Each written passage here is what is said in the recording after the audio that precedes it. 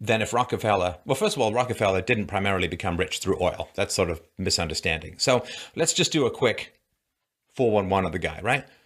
Rockefeller, guy came from a dirt poor background. His father was a peddler, like wandering street to street selling buttons and crap, right? Barely made any money. Guy was born in 1839. You can get some more of this stuff from Mises.org. He was one of 6 kids. His first job when he graduated from high school at the age of 16, he was an assistant bookkeeper. Do you know how much he made a day as an assistant bookkeeper? I wouldn't begin to be able to guess. Probably a very, very tiny amount. How much do you think it would be in today's dollars? Probably less than minimum wage would be my guess. Less than $10 a day or so. So at the time, it was 15 cents a day he was making.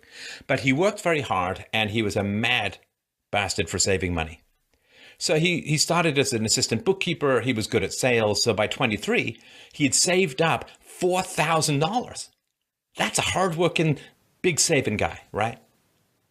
Yep. So he invested this $4,000 in an oil refinery. Now listen, $4,000 back in the day, that's a staggering amount of money for a young man. A lot of guys would be like, hey, I'm going to pull a Justin Trudeau and travel 4,000 different countries so that I can learn that there's no such thing as values.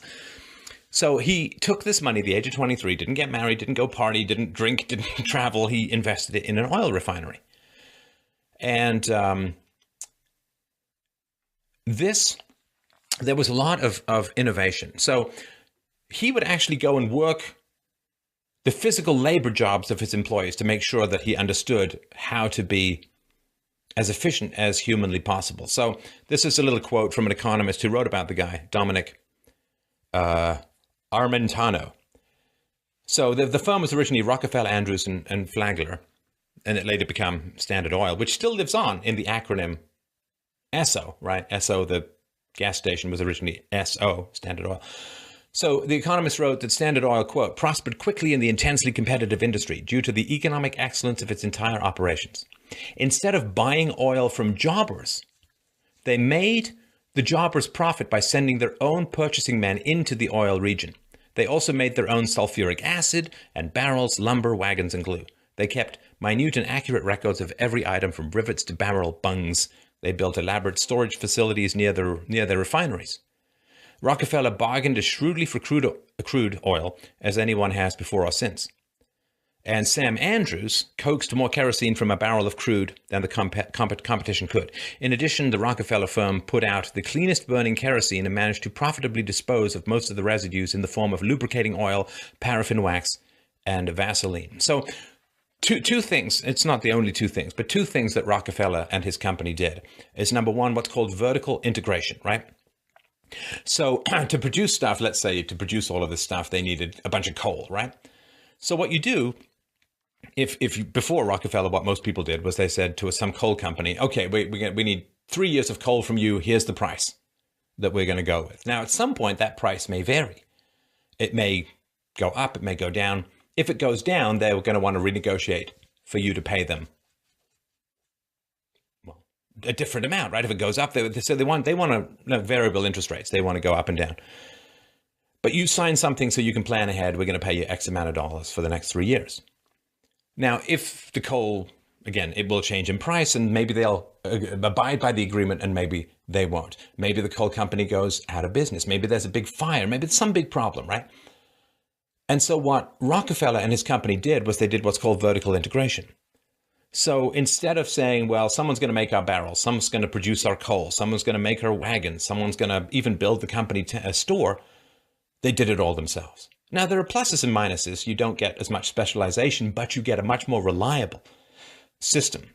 And so you can really monitor the quality of your own inputs. You're not going to ship substandard oil to yourself. Oh, sorry, you're not going to ship substandard coal to yourself. You're not going to use substandard wood in the building of your factories and so on.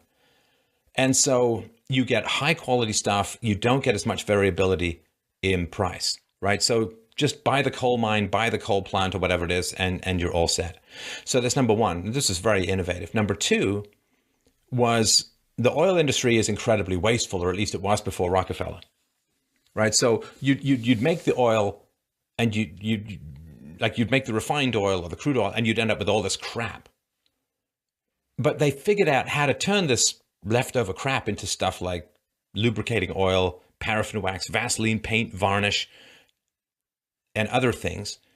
In fact, in Rockefeller's company, the waste that was left over from the production of oil was turned into 300 different products. Now, that's huge, because if you can't find a use for that stuff, you've got to pay to dispose of it. Now, of course, this is before environmental regulations and so on, but you still had to pay to get rid of it, and you couldn't make money from it. I mean, you can't just dump it on the factory floor. You have to ship it out somewhere and find some place to house it or put it. And so the fact that they were able to make 300 products and make money from the waste that other people had to pay to dispose was enormously valuable.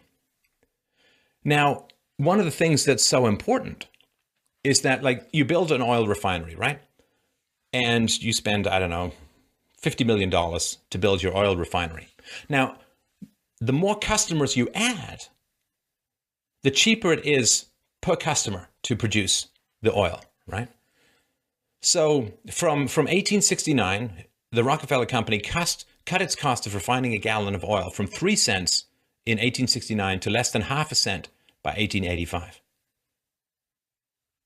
So that's astonishing. I mean, that's incredible. That's like 1/6 of the price in 16 years. It's incredible. Now, if Rockefeller was some robber baron, then he would have kept all of that money for himself, but he didn't. He passed a lot of these savings along to the consumer. The price of refined oil from 1869 was more than 30 cents a gallon and went down to 18 cents. Sorry, went down to 8 cents by 1885. So that, again, is very significant. So he's got vertical integration going. He's getting all the waste products turned into profitable things that he can sell. And he's reducing the cost of producing oil enormously. And he passes those savings along to the consumer. Now, you can't just turn around and say, I'm going to imitate that. I'm going to just go and do all the vertical integration. This stuff takes a long time to set up and takes a lot of skill to manage. Now, another thing that really annoyed his competitors was that shipping oil, I mean, you basically had to use rail to ship oil. And because he had such an enormous volume, the railroad companies gave him a huge discount.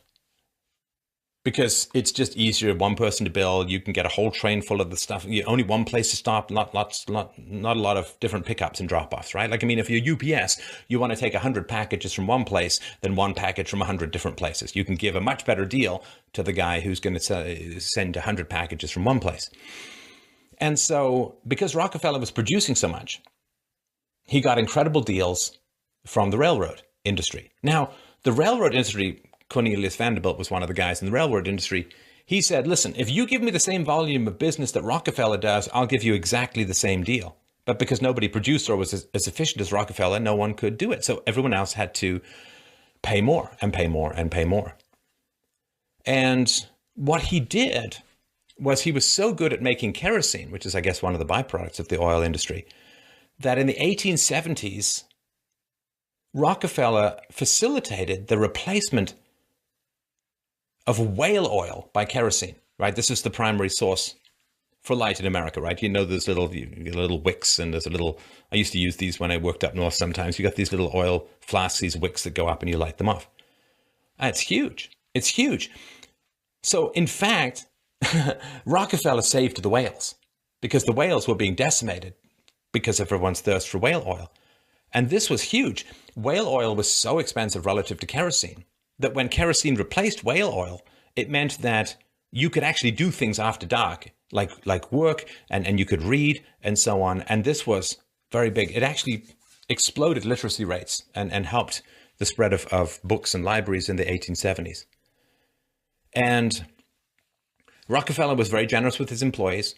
He paid them significantly more than the competition did. Why? Because he wanted the best. And so he almost never had any strikes or labor disputes. And if his managers came up with good ideas for making things more efficient or reducing the cost of things, he would give them big bonuses and paid time off as making an incentive for them to do all of this. So This was all very innovative stuff. A lot of this is kind of taken for granted now, but this was very, very